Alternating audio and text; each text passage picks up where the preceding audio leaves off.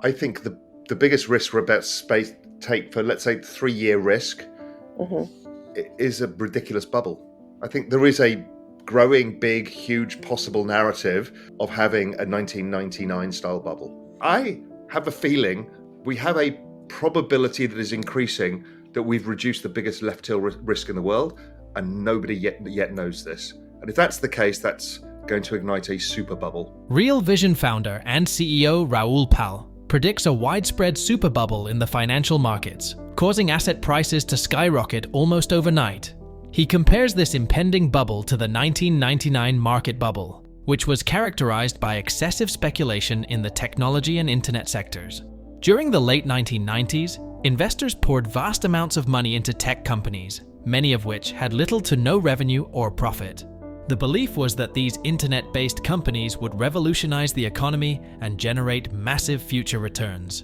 Fueled by the rapid rise of the internet and technological advancements, tech company stock prices soared. Initial public offerings, IPOs of tech startups, were highly sought after, and valuations reached unprecedented levels. Traditional valuation metrics were largely ignored in favor of optimistic projections and hype. However, by early 2000, the bubble began to burst as investors realized that many of these companies were overvalued and lacked viable business models. Stock prices plummeted, leading to massive losses. The Nasdaq Composite, which had doubled between 1999 and early 2000, lost nearly 80% of its value by October 2002. The bubble's collapse led to a broader market downturn and a significant loss of wealth. Pal believes we are close to another supermassive bubble, which will cause asset prices to appreciate significantly before everything comes crashing down when investors realize the folly of their actions. According to the Real Vision CEO, this impending bubble could be the biggest threat to the financial system in the immediate future. During a recent discussion with Coin Bureau's Jessica Walker, Pal also shared his views on the US election and its impact on the markets, especially the cryptocurrency market. But before we proceed, please remember to show your appreciation for this video by giving it a thumbs up, and make sure you're subscribed Investing Money for more insightful content, and turn on the notification bell so you don't miss future videos. Now, let's continue with the video speaking. Violence is obviously likely to happen at some point in this, just because of how divided the society is. But when you narrow everything down, the outcome for everything is printing money. So the worse anything happens in the US, the more likely they are to print money. So election years tend to be very, very positive, and the year after for risk assets, just because everybody's buying votes and then kind of proving themselves afterwards and mopping up the pieces and paying that interest on the debt. So there's that military side. You've then got all the retirees, who are the baby boomers with all the votes. Well, they want their healthcare. And then the third part of the equation is somebody needs to pay the interest on the debt. And the only way of doing this is the magic money printer. You can see there's a shortage of dollars around the world, right? We lost US banks. We lost a giant Swiss bank. We're losing dollar yen, right? That's a shortage of dollars. And we've got Yellen going to China twice, right? She's there because her other job outside of getting Joe elected is to sell bonds. She's the Mike Milken selling junk bonds, going to China doing the roadshow. China's like, yeah, we'd love to buy your bonds, but we don't have any dollars. So you give us dollars and we'll buy bonds. So they have to figure out how that can be done. Now, nobody really wants to give China direct swap lines. They probably do it through Japanese bond intervention, by currency intervention. Either way, the G20's coming up or G7's coming up. There'll be some magical allowance for everybody to have enough dollars for the system to move forward and everything to happen. I think the biggest risk we're about to take for, let's say, 3-year risk is a ridiculous bubble. I think there is a growing, big, huge possible narrative of having a 1999 style bubble. I think if there's a risk of that, then you get an overhang, and you could skip a crypto cycle, you could skip a tech cycle like we did back in 2003 to 2007 or something like that. So that's the biggest risk. I think all left tail risks have been removed, all of them. I actually personally believe that China and the US are agreeing or have agreed to negotiate Taiwan in exchange for Taiwan semi.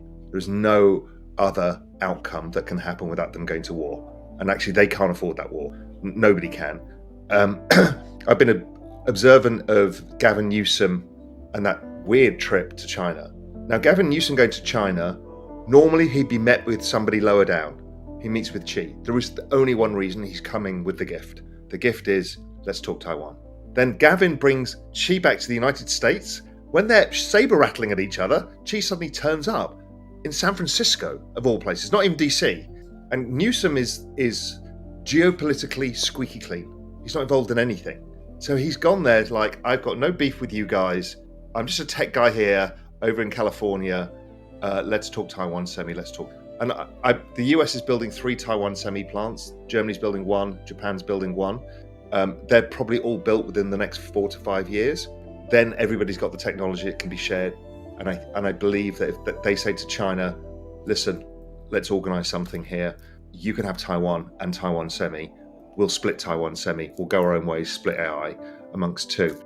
Renowned macro analyst and business executive Raoul Pal, along with other prominent figures in the cryptocurrency industry, have emphasized the significance of the 2024 US presidential election for several months. Pal asserts that the election will likely prompt the Federal Reserve to reverse its quantitative tightening measures, leading to an immediate impact on asset prices, especially in the cryptocurrency market, which has historically outperformed the Fed's balance sheet. Furthermore, Pal suggests that politicians will attempt to sway voters by issuing stimulus checks, driving prices even higher.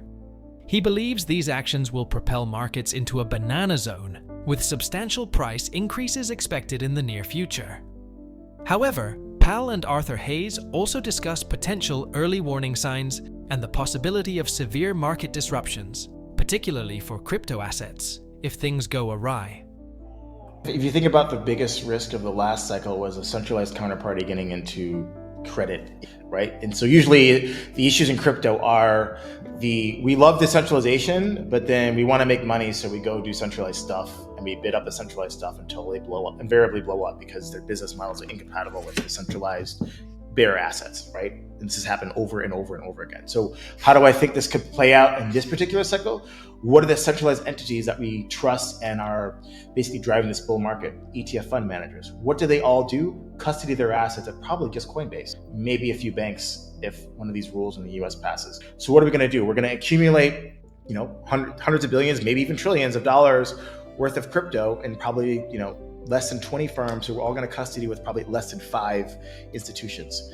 Now, I don't know if any of you have worked at a bank, but the people who make the least money have the most important jobs at the bank. That's the people who are in the back office dealing with FX reconciliation or making sure your stock clears or all the different things. And so if you think about at a custodian of crypto in a TradFi bank, because now they want to get into doing custody because they see Coinbase making all this money from BlackRock and all these guys, and the regulations force you to custody with a third party. So why don't they force you to custody with BONY Mellon or one of the standard people? So now you have all this crypto in these firms where the person who is probably the easiest to get hacked probably makes like $50,000, $60,000 a year, who's completely overworked, has no respect at work, and they don't give a fuck about internet security. It's not fucking. If I'm going to hack crypto, I'm going after one of these banks who internet security is just like an afterthought. They have no clue what they're doing, because never have they had to custody an asset, or if they lose it, they don't get to call up the treasury of the Fed and get another bailout. You can't get bailed out of crypto because there's no one to call to create the Bitcoin out of thin air or the Ether out of thin air, whatever it is that you on your balance sheet. So if I had to think about a risk, and this is sort of, a 2 to 3 year risk, given how I'm seeing things change in terms of who is allowed to do what, and what's driving the market, I would say that a major crypto custodian gets hacked and they lose, $50-100 billion. That's how I can see this cycle ending. And it'd be unlikely to be Coinbase, so they kind of know the game. Yeah. Mm-hmm. But it's all the new people who, as you said, have no clue of the complexity of bearer assets because they got rid of them all. The other one for me that I observe, and it's a great business, but 90% of the entire option market is a deribit. That's the entire option market of crypto, billions and billions of dollars. There's a risk there. There's a risk there because the amount of people who use that one counterparty as the centralized place for options, all the OTC options get laid off there. So that's another risk factor. We need more option houses, some exchanges, platforms, everything, just to stop concentrating it, because there's a lot of use of derivatives now in that part of the world, and we don't know who's going to end up holding the baby when it blows up. And these aren't predictions, just so everybody's clear. These are identifiable risks that people may not see. This is not, because I know what the internet's like, this is not Arthur and Raoul saying, yeah, they're going to go under, they're going to go under. It's like, no, these are pockets of risk that we can see that could be systemic. Because somebody at the end of the cycle will blow up. We just don't know who it is. Yeah. And it's always for the same thing. You try and add leverage to a 70% volatility asset, you will always blow up. 100% guaranteed. You just don't know who it's going to be. A widespread market bubble will significantly impact the cryptocurrency market, potentially driving crypto assets like Bitcoin, Ethereum, and Solana to new all-time highs.